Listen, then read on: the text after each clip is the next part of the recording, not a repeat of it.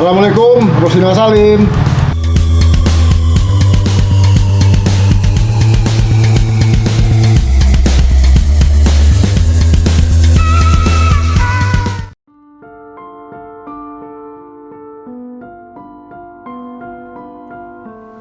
Dad, Dina mau nanya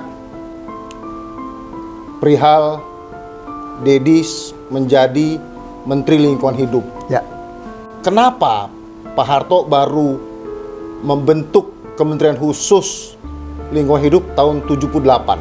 ya. Kita pun tidak tahu, tidak mengerti. Yang pasti adalah pada suatu pagi Pak Harto mengundang naik kapal motornya. Nah, naiklah kita ke kapal motor di Teluk Jakarta. Beliau bawa kita keliling Teluk Jakarta. Hanya melihat aja. Kita juga bengong, ini apa maksudnya ini. Setelah melihat, terus kau lihat ini. Kotor, Ya, cemar, ya. minyak, air, pokoknya kotor. Mari kita keluar Teluk Jakarta, kita keluar. Kotor juga. Jadi kata Pak Harto, ini tahun 1982. 78 udah, Dad. Sudah begini. Bagaimana tahun 2000? Ya. Jadi kata beliau, tidak bisa dipertanggungjawabkan. Maka perlu ada yang bertanggung jawab untuk mengadakan perbaikan lingkungan. Ya. Nah, saudara, saya minta menjadi Menteri Lingkungan. Kaget kita. Sebab kita pada waktu itu adalah Menteri Perhubungan Ya. dan ekonom. Ya. Pak, saya ini ekonom, Ya. ilmu ekonomi, Ya. tidak mengerti lingkungan, tidak terlatih. Lah, kata Pak Harto, ekonomi adalah ilmu rumah tangga. Ya. Ekonomi. Ya. Ekologi rumah tangga alam. Sama-sama rumah tangga, ekonomi, ekologi. Jadi, kalau mengerti ekonomi, ya gampang untuk mengerti ekologi.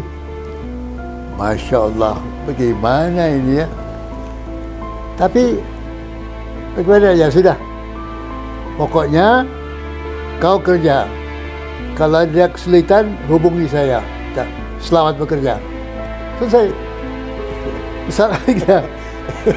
Pulang bingung kita. Pertama, apa itu lingkungan? Dua, apa tugasnya?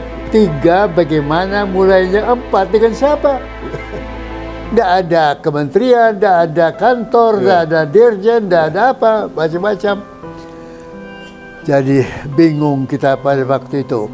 Nah, dalam keadaan begitu, sangat menarik, yang datang adalah LSM, Lembaga Swadaya Masyarakat, Oh. Atidas Katopo. Oh, Katopo, ya. Dia dari kelompok himpunan organisasi lingkungan. Dia sambut baik, selamat baik, welcome ke apa saya tidak mengerti, kami akan membantu, kata beliau. Pokoknya Lembaga Swadaya Masyarakat berdiri akan membantu membangun ini. Apalagi itu Lembaga Swadaya Masyarakat, tidak ngerti lagi kita. Tambah bengong kita, jadi bagaimana ini? Nah, di dalam perkembangan waktu, sering kita diundang oleh LSM, antara lain Dian Desa dari Jogja. Mengundang untuk melihat ke Gunung Kidul, Anton Sujarwo, Ya. ahli dari air. Saya datang ke sana, lalu melihat, ini ada apa ini? Perhatikan Pak ini. Bom, kasih waktu mulai acara, keluar air mengalir.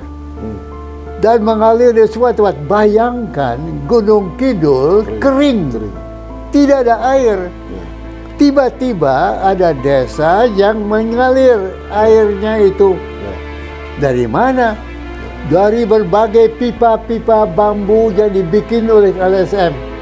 Oh. Mengumpul dari air entah kemana dan sebagainya. Rakyat pun menari-nari, berdansa, gembira, macam-macam. Jadi kata Anton, air Pak di Gunung Kidul lebih dari emas, sangat penting. Ya. Ya. Bapak lihat, gembiranya rakyat hanya karena ada air mengalir melalui pipa-pipa bambu Ya. yang mereka susun, macam-macam. Ya. Ya. Kita tangkap ya, ini rakyat kita ini tuh sederhana. Dia tidak minta proyek-proyek yang jutaan rupiah besar, no. Kami kekurangan air, kami kekeringan, kami perlu air. Mohon sediakan, kami akan bantu. Nah, dilakukan oleh LSM. Pengalaman kedua adalah Bina Swadaya dari Bambang Ismawan dari majalah Trubus. Terus. Ya. Bambang pada suatu hari telepon, panik sekali dia. Pak Emil, saya minta tolong. Ajak Pak Bupati untuk ikut mengizinkan supaya kami bisa membuka proyek. Lah, ada apa lagi kamu? Bupati melarang, tidak boleh buka proyek karena proyek pembangunan adalah hak pemerintah. Kami tidak boleh. Lah, siapa Pak Bupatinya? Nah, kita bawa Pak Bupati, pergi kita ke proyek, mereka sudah siap ke upacara akan dimulai macam-macam. Dilarang oleh Bupati untuk dibuka proyek itu. Maka tolong jelaskan, Pak Bambang, saya tidak mengerti apa ini soalnya. Nah, Bambang cerita, Swadaya, Bina Swadaya bersama masyarakat membangun waduk kecil-kecilan Oh. air, Ya. membantu produksi petani itu. Dan dalam kait itu usaha mereka sendiri, Ya. rakyat, petani, dan Bina Swadaya. Tiba-tiba mau diresmikan, tidak boleh. Ya. Karena bukan proyek pemerintah. Lah, Pak Bupati, saya bilang, sudah Pak Bupati, saya ini pemerintah. Ya. Saya izinkan membuka proyek ini dan saya minta ketua dari Bina Swadaya Desa meresmikannya. Waktu boleh diresmikan, waduh, bertepuk tangan masyarakat, anak-anak muda, masyarakat, semuanya gembira, Ya. senang. Maka berhasillah proyek itu. Di dalam perjalanan pulang, Pak Bupati tidak mengerti. Ini maksud Bapak, LSM itu apa? Ya. Begini Pak, LSM itu adalah swadaya masyarakat. Kita membangun tanah air ini bersama rakyat, bukan pemerintah saja. Ya. Kalau ada masyarakat yang membangun, ya kita dukung. Ya. Jadi pemerintah tidak usah turun campur, tidak usah Pak. Kalau rakyat yang membangun, mengapa kita mau ikut campur? Kan biarlah masyarakat bangun. Oh, dan sejak itu Pak Bupati itu pro usaha Rakyat. LSM. Nah, kejadian ketiga adalah dalam para ulama. Oh, oke. Pondok pesantren Anukaya Guluk-Guluk di Madura, kering. Tetapi di Anukaya Guluk-Guluk di Madura itu ada para santri tiap hari menanam pohon. Ya. Kita berkunjung ke sana, ketemu Kiai Haji Basit. Kiai Haji Basit cerita, Tuhan mengatakan bahwa kesejukan mengundang air, Ya. hujan. Ya. Madura kering, kalau saya tanam menghasilkan kesejukan, insya Allah hujan turun. Tiap hari santri-santri tanam pohon tiap hari. Pam. Betul. 3 tahun kemudian hujan turun. Desa itu menjadi tempat contoh bagi sekitar pondok pesantren itu untuk membangun mandiri, membangun lingkungannya. Pengalaman keempat adalah di Maumere. NTT ya. Di Maumere, saya diundang oleh Pater Bolen. Oh ya. Pater Bolen, sehabis khotbah upacara hari Minggu, acara agama hari Minggu pagi, bila minta semua jemaah ikut kembali menanam pohon. Dibikin teras-teras bangku dengan waktu itu sangat dikenal Lam Torogong. Dengan Lam Toro. Maka berkumpullah semua jemaah nanam pohon tiap-tiap hari Minggu. Nanam pohon dengan teras-teras bangku itu. 3 tahun berturut-turut saya diundang. Akibat adanya itu teras-teras bangku vertikal, air hujan tidak mengalir bebas, ditahan menjadi sumber air, menjadi mata air. Ada sungai kecil namanya Laila, nama sungai itu. Saya diundang, Pak, Bapak minta ke tengah-tengah sungai kecil itu.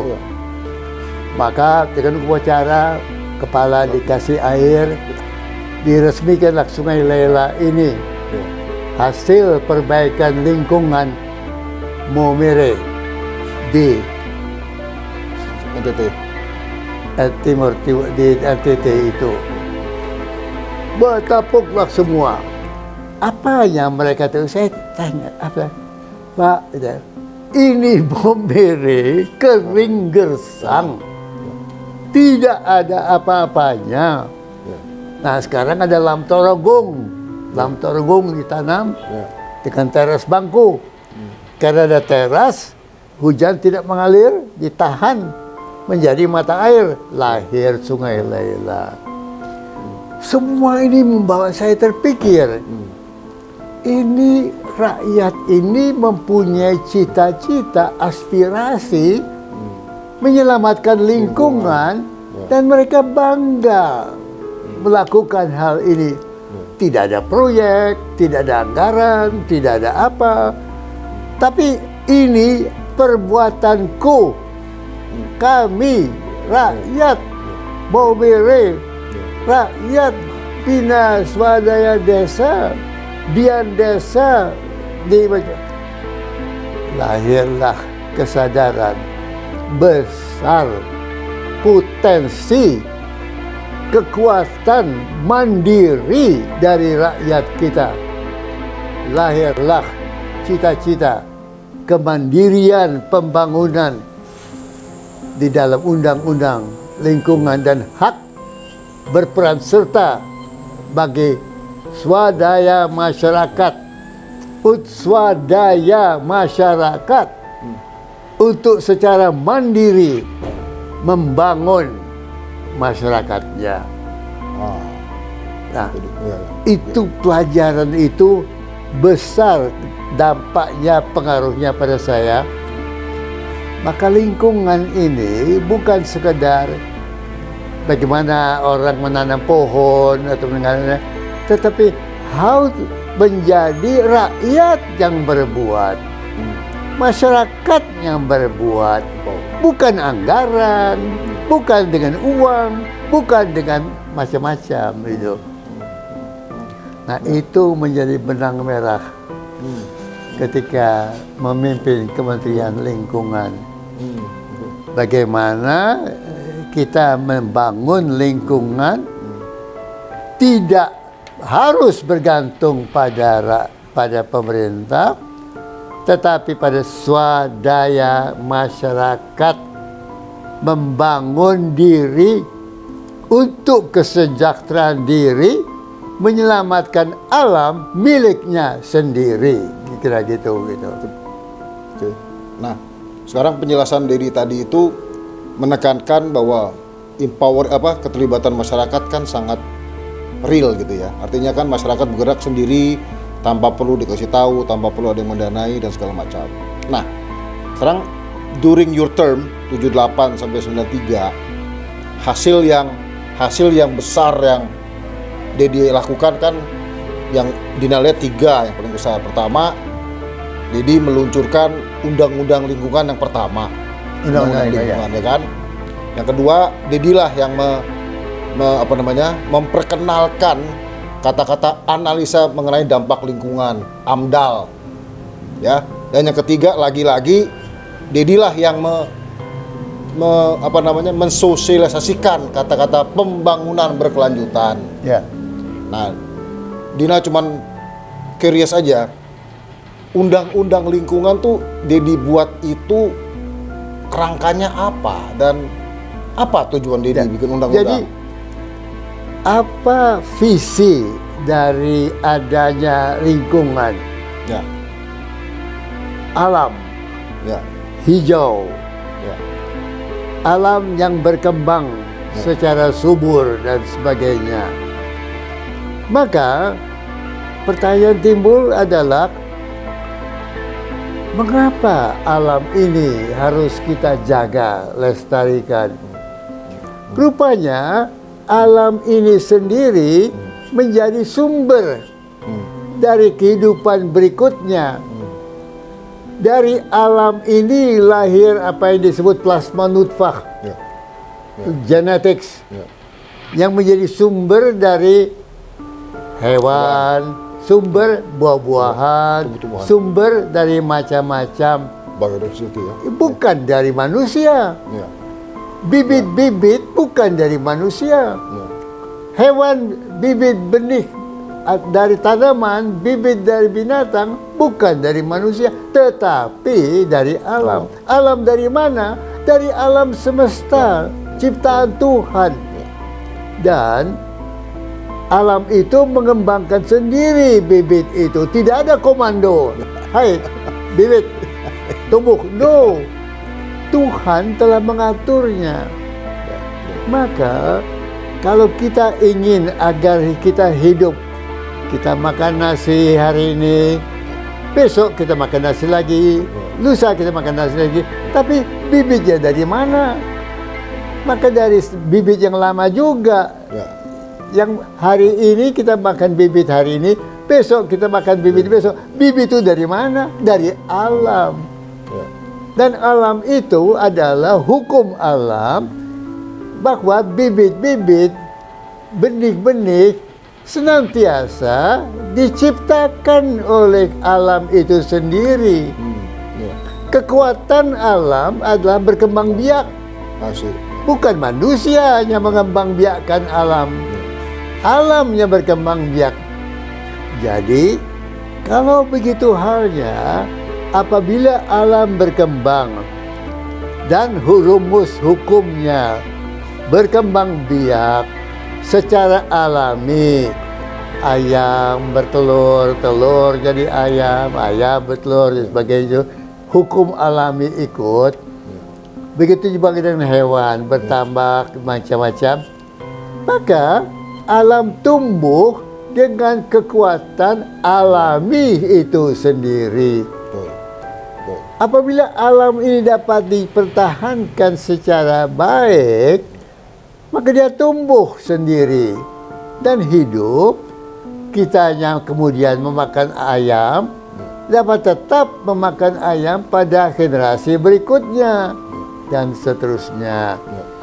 Jadi hidup manusia ini bergantung pada keberlanjutan alam. Nah, itu kuncinya, keberlanjutan alam. Hidup ini tidak pada keberlanjutan perbuatan orang. Orang tidak bisa membuat telur. Orang tak bisa membuat alam. Alam yang membuatnya. Maka keberlanjutan pembangunan berarti, hai manusia, alam yang menciptakan keberlanjutan hidup, bangunlah bumi ini sambil memelihara kemampuan alam ini untuk melanjutkan dia punya keberlanjutannya. Di sanalah lahir pembangunan berkelanjutan. Di sana lahir bahwa pembangunan bukan hanya untuk mengambil telur diambil tidak. Telur diambil, tetapi disiksakan sejak bagian dari telur untuk berkembang biak. Yang berkembang biak menjadi ayam, menjadi telur kembali. Jadi berlanjut pembangunan itu sebagai air yang mengalir. Maka cara memandang pembangunan tidak memusnahkan. Apa contoh memusnahkan? Batu bara. Batu bara digali, ambil, jebret, bakar, jebret. Lobang yang ditinggalkan. Timah, lobang yang ditinggalkan. Macam-macam. Lobang itu tidak berlanjut. Jadi kalau tanah itu habis batu bara, habis timah, habis tambang, gimana kelanjutannya? Tidak ada. Jadi cara berpikir hanya eksploitasi sumber daya alam tidak bersifat pembangunan berkelanjutan gitu. Maka dalam kehidupan ini harus menjadi cara membangun dengan kekuatan yang berlanjut. Membangun dengan batu bara yang nanti akan habis tidak berlanjut. Pembangunan listrik dengan matahari berlanjut. Karena listrik dari matahari berlanjut. Tiap tahun, tiap ini berlanjut. Batu bara kalau habis. Nah, jadi merubah cara pola pikir pembangunan, tidak stop di sini, stop sini tidak, tapi sebagai arus mengalir. Pembangunan berkelanjutan. Nah, kenapa dalam Dedi tadi cerita pembangunan berkelanjutan itu, apakah itu cikal bakal Dedi menelurkan dalam membangun itu namanya harus ada AMDAL? Oh iya. Why? Why AMDAL is very important? Jadi gini, Pak Wijoyo adalah Menko. Pak Wijoyo mempunyai cara memimpin. Kalau Rebo adalah sidang kabinet di bawah pimpinan Pak Harto, maka Senin adalah sidang antar menteri dipimpin oleh Menko. Maka Menko, Pak Wijoyo, dia kumpulkannya semua menteri. Dia buka. Apa ada hal-hal yang ingin kalian diskusikan, selesaikan antar sesama. Ya, terang. Saya banyak soal dengan Menteri Kehutanan. Banyak soal dengan Menteri Pertambangan. Banyak soal dengan Menteri Industri. Ya, ngaju dong. Ini boleh saya minta penjelasan dari Menteri Perindustrian membangun hal ini dalam pencemaran itu dibuangnya kemana? Ya. Nah, Menteri Perindustrian harus menjawab. Kalau dia tidak bisa menjawab atau menjawabnya agak ke sungai, Ya. maka saya tanya pada Menteri Pertanian, Pak, jika sungai itu kotor, apa pengaruhnya pada pertanian? Nah, jadi kita diskusi, Masih. Ya. tukar-menukar pikiran. Ya. Ya. Pendapat saya, kepentingan saya begini, keinginan dari perindustrian begini, Ya. dampaknya pada pencemaran begini, efeknya kepada pertanian bagaimana, dan didiskusikan bersama. Ya. Ya. Kemudian Pak Wijaya putuskan, kalau begitu, coba kita bikin tim kecil, kalian A, B, C, menyusun satu tim bersama mencari penyelesaian sebelum ketemu dengan presiden. Masih. Jadi pada waktu ketemu Presiden Rebo, kita sudah satu barisan, Satu satu suara. sepakat. Ya. Ya. Ya. Tapi pada hari Senin berdebat kita rame, masya Allah. Saya paling suka dari Senin itu, rame sekali kita berdebat. Jadi paling sering berdebat dengan kementerian mana? Dengan departemen mana?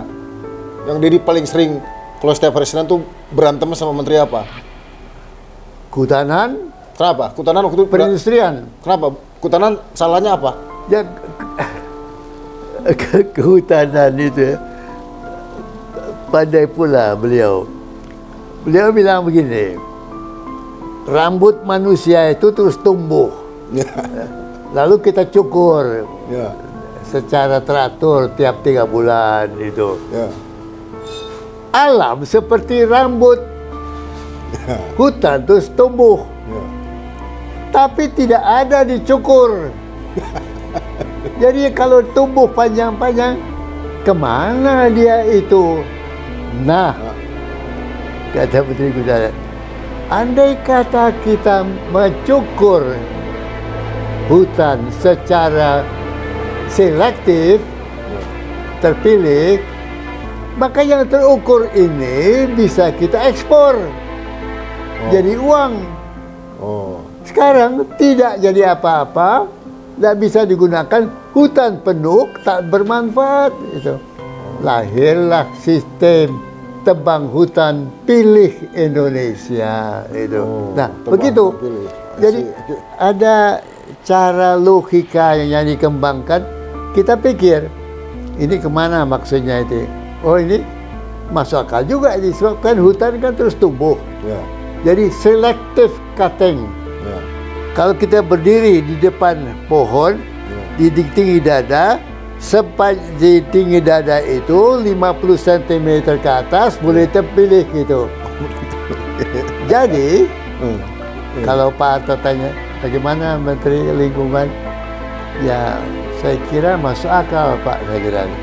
Yang kita lupa ketika itu, pelaksanaannya di lapangan. Siapa mengontrol? Ya, ya. Siapa mencek bahwa betul di atas 50. tinggi dada setinggi itu? Ya. Siapa mengontrol bahwa tidak ada tuang pilih Ya. dan sebagainya? Nah, Ya.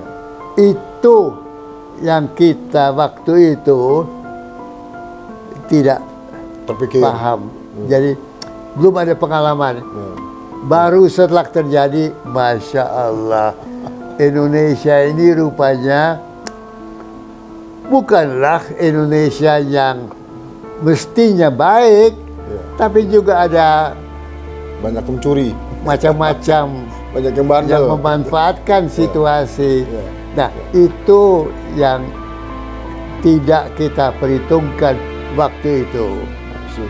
Jadi Dad, kelihatannya dengan hutan tadi yang mungkin secara langsung dilaporkan ke Presiden Soeharto setuju, maka mungkin itulah yang menjadi titik apinya terhadap daripada namanya gundulnya hutan di Indonesia saat ini. Tadi kan banyak orang nakal, banyak orang yang segala macam. Jadi prinsip yang kita dukung selective cutting, Ya, tebang pilih. Itu yang kita. ya, tapi sulit lapangan Yang kan? kita tidak tahu waktu itu Ya. siapa mengontrol, Betul, betul, siapa mengawasi. betul, betul. Berarti itu Ada kan di sana kelemahan pemerintah kita.